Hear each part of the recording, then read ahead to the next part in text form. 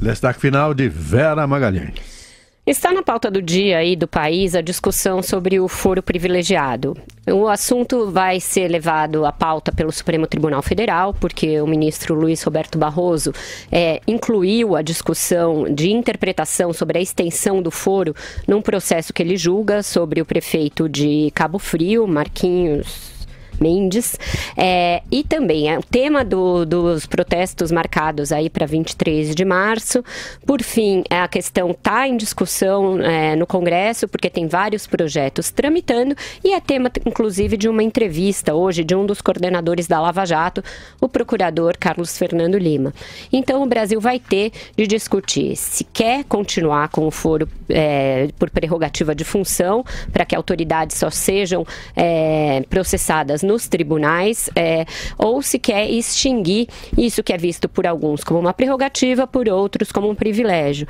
O foro privilegiado surgiu como uma forma de garantir que poderosos fossem finalmente julgados, que eles não usassem o seu poder para subjugar as instâncias inferiores e não ficassem impunes. Mas com o tempo isso virou, em vez de uma prerrogativa, um privilégio, porque muitas pessoas, hoje são 22 mil pessoas no Brasil que têm algum tipo de foro por prerrogativa de função.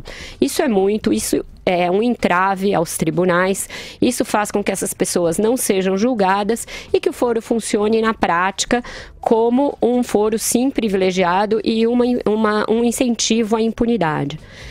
Nessa proposta aí do ministro Barroso, ele propõe que quem começou a ser julgado em primeira instância não tenha os processos levados às instâncias superiores se for eleito para algum cargo que lhe dê prerrogativa de função.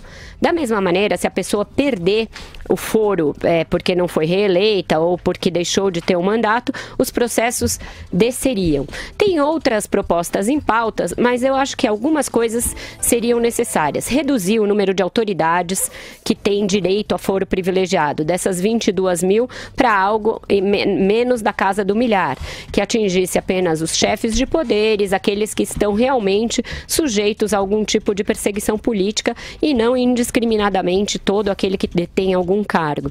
Que a instrução dos processos, ou seja, a coleta das provas, fosse feita pela justiça comum, fosse feita nas instâncias inferiores. Isso porque os tribunais não estão preparados para fazer essa instrução, isso leva tempo, eles não estão aparelhados para isso, não sabem fazer e acaba se perdendo muito tempo e levando até a prescrição dos processos. Outra coisa importante seria isso, que os processos não subissem junto com as pessoas para os cargos. Se elas começaram a ser julgadas quando não tinham função, não faz sentido que o Supremo ou outros tribunais passem a se ocupar desse processo depois que elas ganham um cargo.